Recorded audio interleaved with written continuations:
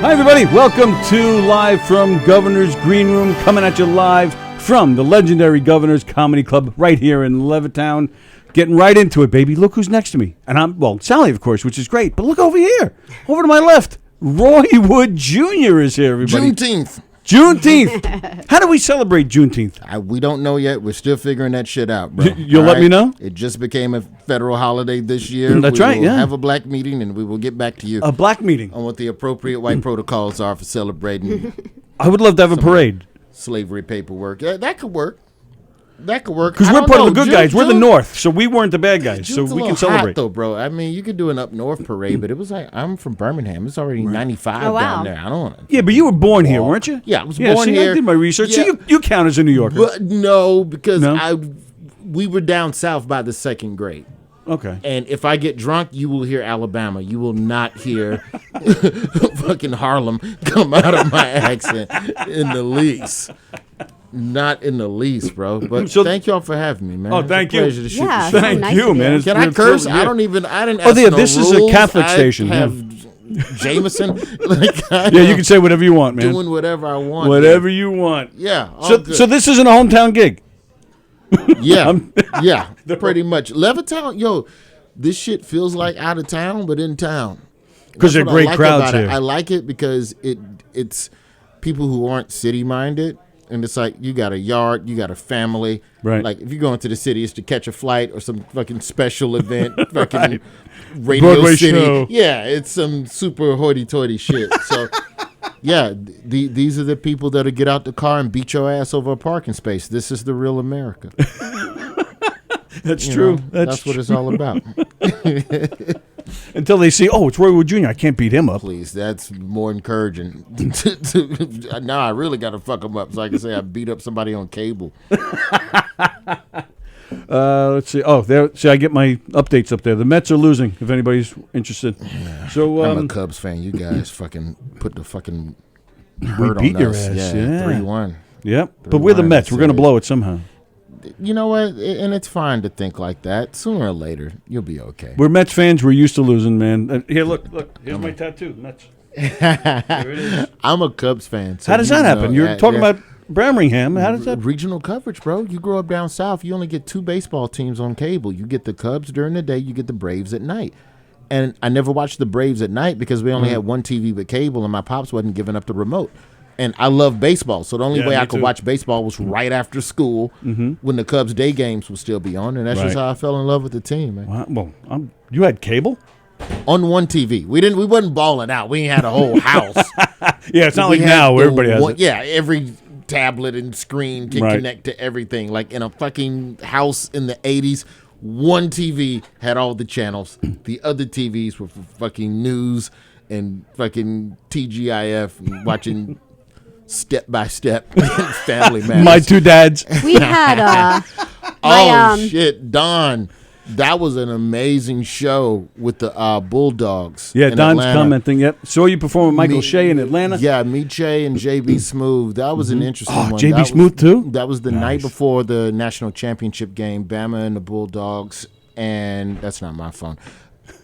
Michael Shea said, this had to be one of the most gangster opening lines of any comedy set that I've seen. And just to set the scene, it's all of the players, the coaches, couple of parents or whatever, and it's the banquet before the big night, before the big game, and we got a little couple jokers to come up here and joke with you. Almost sound like Cosby, didn't it? Michael Che walks out that bitch, first line out his mouth. How does it feel to be the only people in Atlanta not making money this weekend? No way. That's great. What a great line. But truth. Truth. And Don just vouched. Don knows what I'm talking. That's literally what Chase said. That's so funny. That's great. Yeah, Don was there. He was actually, what did you say, Don? You were a cameraman for that? Don is actually a co-host here with us with this show, but he couldn't make it tonight, and he's all depressed because he wanted to see you. He said he was a cameraman. Yeah, he's so sad. He was for like weeks. He's like, can't wait, like Roy was going to be here. And then he's like, you're not even going to believe it. Like, can't even come in tonight. That was a good hang, man. But yeah, that was fun because it's not often that you get to work with, a lot of the guys that you're kind of, I can say that, that you're on the same level with, and that you respect, and that you, like an all-star show. Guys that I would sit and watch and pay money to go see. Right. I've seen JB Smoove rip a room. There's a room in Chicago called Riddles, and their Sunday night was legendary. It was hosted by the Chicago legend D-Ray Davis. He's on Snowfall now. He plays Peaches. Oh, okay. And so D-Ray ran this Sunday night at Riddles, and this show would go from 8 o'clock to like 12:30 in the morning. Just marathon. Yeah. Fucking triathlon comedy stamina. And JB's, like when Chappelle gets on there, and it's like he shows up at 12:30 at night and then goes. But you know it's gonna happen, so you're like, if he like ends on time, you're like, what the? Yeah. But like a 4-hour comedy night where you get a new comic every 15 to 20 minutes, and they're killing. Yeah. Chicago's full of fucking killers. Just freaking murdering ass fucking comedians. JB Smoove walks on stage at 12:30 in the morning and motherfucking gets a standing ovation. Nice. Like, just, my point is, that was a good hang. Yeah, that's cool. That was a good hang. So basically, what you're saying is because you're in here, so it's not a good hang here tonight. Oh no, this is a great hang. This is my first time out this I part. was just gonna really? say, have you been here? I've been in New York 5 years. I've never been out here before. Okay. I know I went to see the Staten Island Mets, and then I was told, Coney Island or wherever the fuck, and I was told that's not the same part. I was like, Right. all right, Yeah. cool. Well, that's the city to people like us. Yes, it doesn't count. It's like anything like, once you hit the 95 is like upstate to us. The only time I get into regular parts of the tri-state is when I rent a car to go to Connecticut, and then I'll take a long way home, and I'll like stop at a fucking Walmart or a big box store just to feel like I'm back in the South. Yeah. Just to have a car. Where do you live and a normally? Do you parking live space. here, like, no, normally? We're in Harlem. So me and my Okay. girl and our 5-year-old, we're in like Harlem. So it's like this weird fucking, it feels normal-ish, but this is what I'm used to. Yeah. Like, this club is behind a fucking Staples and a liquor store. Yeah. Literally. And I was like, yes, Yeah. I'm home now. And the best egg sandwiches in this little Dairy Mart right next door. Really? Oh, yeah. Like, it's unreal. Are they open after this? Are they 24 might hours? be. They actually might. They're not 24 hours, but they're they might late. Like the Okay. best, like the Kaiser roll with the eggs over easy with the or medium with like The the American cheese. cheese. Find Nigel, a maybe little he'll run layer of over mayo for him. on that. Yeah. right. No, it's like crazy. I'll do that. I'll do breakfast while drunk. Shit at Waffle House. That's great. I've been there, done that. Not before my set. before, Get it yeah. if you can get it. But is it? What do is you it- like on it? I'm just egg and cheese. Sometimes Yeah, me sausage. too. That's what I do. I don't do that. I just do like egg and cheese, but you have to do 2 eggs. Do you like it over easy or medium? over medium only because that shit gets messy. Yeah, if you because go I like it over easy, and you have to order over medium there. Otherwise, it's like you're bathing in it. I'm just picturing you up there and Yeah. just spitting out eggs all over yolk the and place, all over people's faces. and then just cheese, right? A little salt Yeah, and ketchup. that's it. A little salt, ketchup. Sometimes Yeah. I'll go mayo on an egg sandwich, but I need to taste it the way they make it first So before I good. start making my alterations. I feel like this is almost like a sex call, like she's like, yeah, you want salt and just you Yeah, want well, the eggs medium. Who is Yeah. Mark White when he comes here? Yeah, Do you know the Spin Doctors? No. the band is Oh, the band is yeah, the I thought you bass were talking player. about some Sing comedians. that song. Yeah. Dun, dun, dun, dun, Two dun, princes. dun, dun. Yeah, two princes. Yeah, so Yeah, the bass player he comes in a lot with Yeah, us. he comes in here a lot, and he we were talking about that one time, and he actually came over. He's like, "Oh my god!" He, whenever he drives into town, he goes and he gets those egg sandwiches.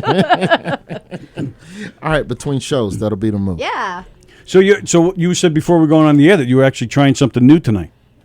Yeah, I've got to figure out, like, if you're not, like most comedians now, we're all figuring out our act. Like, there's two things you're trying to figure out after you've been off stage for a year. One, what the fuck is funny to you? Two, what are people willing Yeah. to laugh at?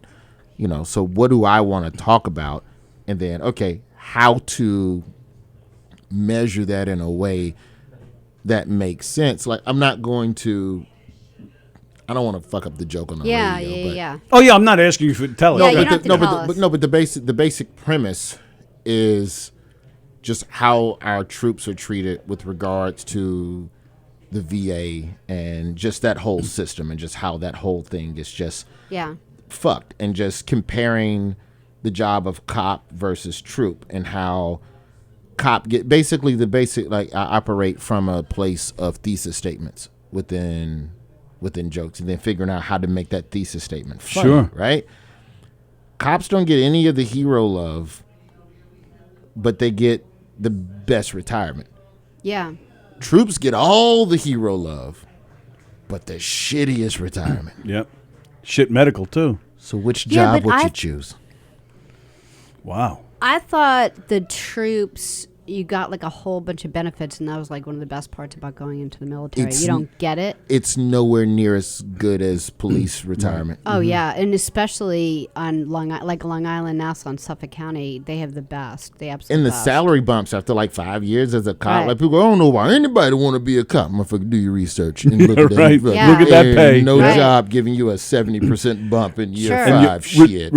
retire with a full retirement by the time you're 45.